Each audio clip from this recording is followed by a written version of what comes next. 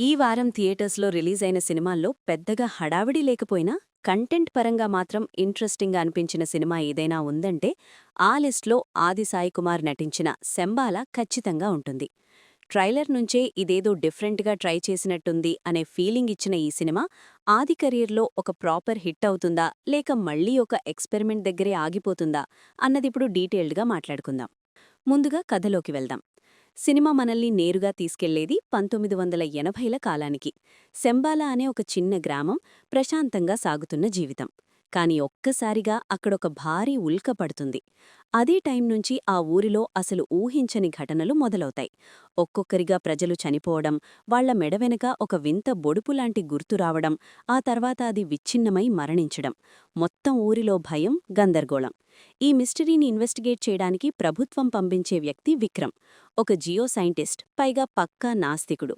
ప్రతిదానికి శాస్త్రమే కారణం అనే మైండ్సెట్తో వచ్చిన విక్రమ్ ఆ ఊరిలో జరుగుతున్న సంఘటనల మధ్య ఇరుక్కుంటాడు. అక్కడి ప్రజల నమ్మకాలు, శాస్త్రాలు, దేవతల కథలు ఇవన్నీ ఒకవైపు.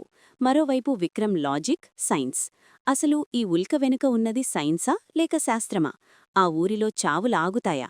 ఆదికి మాత్రమే కనిపించే దేవి ఎవరు? విక్రమ్ తీసుకునే నిర్ణయమేంటి? ఇవన్నీ తెలుసుకోవాలంటే సినిమా చూడాల్సిందే. ఇప్పుడు ప్లస్ పాయింట్స్ మాట్లాడుకుందాం. మొదటగా చెప్పాల్సింది దర్శకుడు ఎంచుకున్న core point. Devotion plus science mix అనేది ఈ మధ్య చాలా సినిమాల్లో చూస్తున్న శంబాలాలో మాత్రం ఆ కాన్సెప్ట్ని ఇంకొంచెం డిఫరెంట్ యాంగిల్లో చూపించడానికి ట్రై చేశాడు దర్శకుడు. యుగంధర్ ముని. ముఖ్యంగా సాయి కుమార్ వాయిస్ ఓవర్తో వచ్చే బ్యాక్ స్టోరీ సినిమా టోన్ని సెటప్ చేయడంలో చాలా హెల్ప్ అవుతుంది. ఒక కొత్త ఇన్ఫర్మేషన్ కూడా ఇస్తుంది.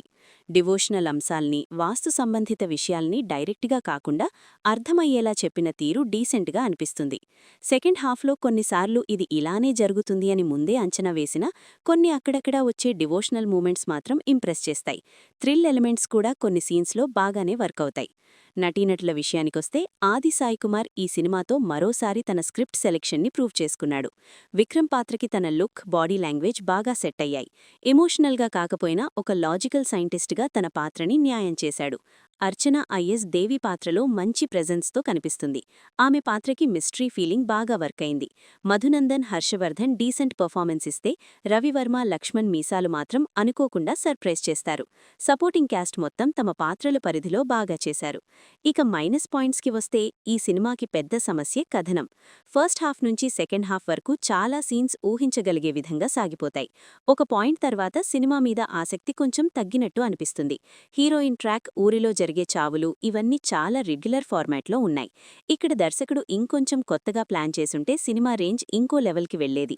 సైన్స్ వర్సెస్ శాస్త్రం మధ్య ఘర్షణ సీన్స్ ఇంకా బలంగా ఉండాల్సింది. అవి కొంచెం అండర్ యూటిలైజ్ అయినట్టు అనిపిస్తాయి. అలాగే సినిమాలో వాడిన కొన్ని ఏఐ విజువల్స్ అంత న్యాచురల్గా అనిపించవు. బాగోలేదు అని చెప్పడానికి లేదుగాని సరైన యానిమేషన్తో చేసుండే ఇంకా బావుండేది. టెక్నికల్ డిపార్ట్మెంట్ విషయానికొస్తే ప్రొడక్షన్ వాల్యూస్ డీసెంట్. గ్రామ సెటప్, ప్రొడక్షన్ డిజైన్ బాగా వర్కయ్యాయి. శ్రీచరణ్ పాకలా బ్యాక్గ్రౌండ్ స్కోర్ సినిమాకి పెద్ద ప్లస్.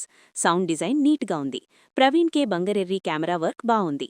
శ్రవణ్ కటికనేని ఎడిటింగ్ కూడా పర్వాలేదనిపిస్తుంది. దర్శకుడు యుగంధర్ ముని విషయానికొస్తే తాను ఎంచుకున్న కాన్సెప్ట్ సినిమాని నిలబెట్టింది. కథనం కొంచెం రొటీన్ అయినా సస్పెన్స్ మరియు డివోషనల్ మూమెంట్స్తో ఆ లోపాన్ని కవర్ చేయడానికి ట్రై చేశాడు. ఇంకొంచెం షార్ప్ స్క్రీన్ ప్లే ఉంటే ఇది నిజంగా సాలిడ్ థ్రిల్లర్ అయ్యేది. ఇక ఫైనల్గా తీర్పు చెప్పాలంటే శంబాలా ఒక decent devotional and science mixed thriller. కొత్త కాన్సెప్ట్, మంచి ఐడియా ఉన్న సినిమా. కొన్ని సీన్స్ నిజంగా ఇంప్రెస్ చేస్తాయి. కానీ రొటీన్ ట్రాక్, ప్రెడిక్టబుల్ కథనం వల్ల పూర్తిగా మెరుపులు చిందలేకపోయింది. అయినా సరే ఇలాంటి కాన్సెప్ట్ సినిమాలు చూడాలనుకునే వాళ్లకి మాత్రం ఒకసారి చూడొచ్చు అనిపించే సినిమా ఇది.